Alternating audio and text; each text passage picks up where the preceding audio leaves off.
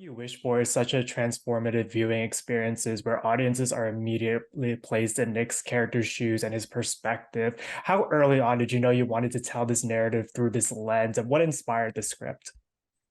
I think immediately I wanted to tell it subjectively. I thought that was going to be the part of. I kind of knew that this story was going to be probably most enjoyed if it was told subjectively for an audience member, because so you're essentially hitching a ride with him, and as he finds Yeah. out, you find out, and I think that's what hopefully makes the movie entertaining.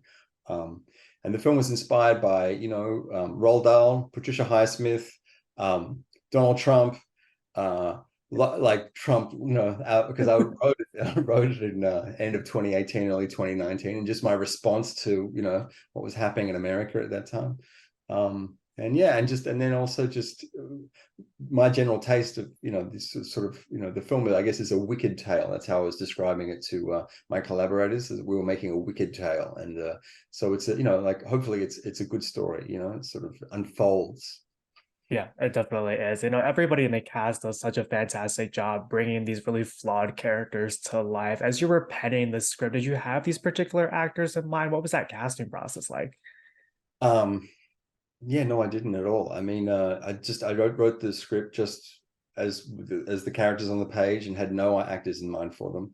And then the first person we were trying to get the film to was film cast was Ryan, and that took a second. And then I actually was watching some work and some of Nick Stahl's work, more recent work, and it was one of those moments where I was immediately struck. I was like, yes, there he is. Like he's a great sort of noir flawed hero, someone that I think um, can play. He's empathetic, but also he's not afraid to go into the dark side of stuff. So he was terrific. And then the rest of the process was actually just like an open casting through our casting Hmm. agents.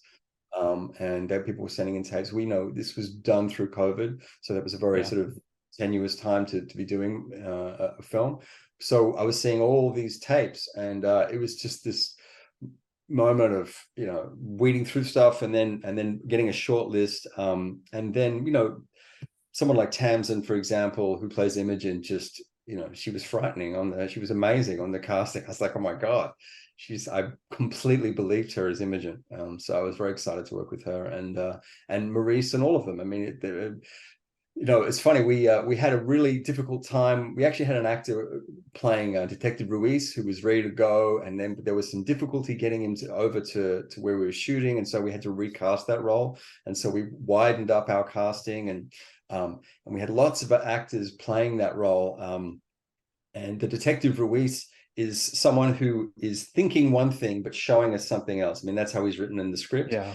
A lot of the actors were not doing that, but Brandy Vasquez, who plays the character, was absolutely doing that, and that was a great moment too, because I'd hoped that's how the character would be played, and then seeing him play that in the audition was validation, and also he's so good in his audition, so that was exciting, and so I knew and again it's like you're casting these roles, and it's sort of you're looking, and then suddenly there they are.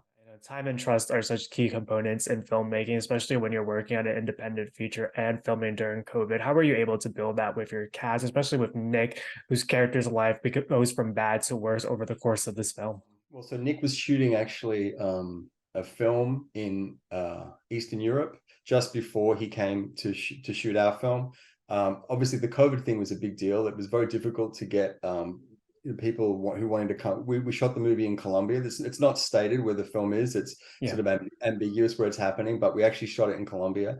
And as we all remember what it was like during COVID, to sort of convince anybody to get on a plane and come to another country with some people they don't know was pretty tricky. But to Nick's credit, he was up for it, and he was shooting in Romania, I think, and then he flew to us like having just wrapped, and we had maybe a couple of days, 3 or 4 days before he started shooting, and I just had a coffee with him, and we talked about the script a little bit, but then Nick's not someone who actually wants to talk a great deal about stuff. He just wants to get on with it, and I feel like probably with him, we developed trust in a relationship in a kind of moment to moment way, in terms Mm. of the scenes Yeah. as we were making the movie.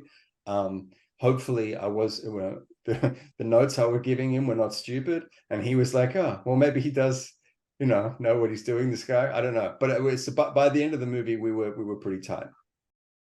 Fantastic film. Something that you've done so brilliantly with this film is you've created space through silence to build that tension and allow audiences to feel the struggles that Nick's character is grappling with. As a filmmaker, what is the process like finding those moments and walking that delicate line of when to incorporate it? Yeah, that's a really good question. It's really interesting. I think that often I've noticed in some movies is that they'll play wall-to-wall music, that the music is sort of underscored there, just kind of let us constantly know what to feel all the time. And I actually find that sometimes it dilutes the suspense if that's what it's trying to achieve.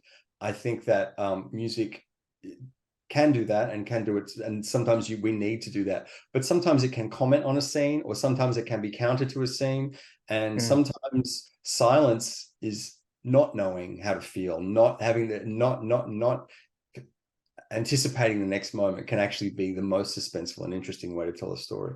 And certainly, yeah, I mean, there's a moment in this film, I suppose, in the first 20, around 20 minutes, where traditionally you would have a lot of music, and we went for absolute silence, because I think that in a way that's the reality. That's the reality of what the character is experiencing. He's not hearing music at that moment. He's just having to confront it silently. And I thought that was maybe a more interesting way to do it. Yeah, it's very impactful. Filmmakers have often said that there are three films that are created during the process: the film that's written, the film that's shot, and the film that's edited. And it's really in that final stage where things start to take form. As you headed into the editing process, what new discoveries were made that were less relevant when you were writing and directing? I think probably the tone was the main thing in the editing, trying to find the tone and trying to discovering what the film wasn't and what it wanted to be. I mean, the most interesting thing about filmmaking, or one of the most interesting things, is that on some level, the film kind of tells you what it wants to be. You can have these ideas that you try and impose on it. You're like, well, and you can do that if you like, but I think sometimes it can hinder what the film is. And then I think the film sort of takes on its own life on some level, and you kind of have to serve it. So I know that with this film, anytime that anything was overly sincere, it just wasn't working. I just had to get rid of it. So any like overly anytime that things got really kind of like, I don't know, it's hard to explain, but sort of emotional in an earnest way, it just had to go. So, and I wasn't necessarily looking to cut that stuff, there wasn't a whole bunch of stuff like that in there, but that stuff just had to go, and there's a moment at the end where I had a whole bunch of dialogue actually, where Imogen and Ryan are having a conversation. And what I discovered was that it played so much better if I got rid of all the dialogue completely, and it's just looks. And actually it's the only moment in a way of, well, it's not the only moment, but it's one of the moments that is sort of like earnestly sincere. And maybe that's what it was. Maybe it was like I had to pick my moments, so moments like of sincerity, so that moment would play stronger. But that's actually my favorite moment in the movie now, only because I know what it was and what I took out and what it is now, and I think that I think it says so much, because you've seen the whole movie and you get to this one scene at the end and it's like all done through looks, and hopefully it says a lot about the characters without them having to use a whole bunch of words. The film has also made its way around the festival circuit. It's been incredibly well received. What do you think is resonating most with audiences? Is there a particular message that you hope they take away? Well, I just want them to be entertained by a good story, to be honest. I mean, that's what I always look for in a movie. And I think the film has some ideas to say about greed and, where we are right now in the world. And, but hopefully it's not like really didactic and I'm not shoving it down your throat, so it's the combination of an entertaining movie that has some ideas in it, I mean, I think that's, and also I think hopefully it's a story that can transports you into it, Yeah. I feel like that. I mean, I love films that do that. So I tried to do something like that. Yeah, I will never look at sashimi the same way again. Outside of this project, what's next for you? And you've done so much already in your career. What's left on your bucket list of a story to tell? I've got a stack of scripts that I've been writing over the years, and a few of them I'd love to get going. So hopefully, I'll get an opportunity after this film.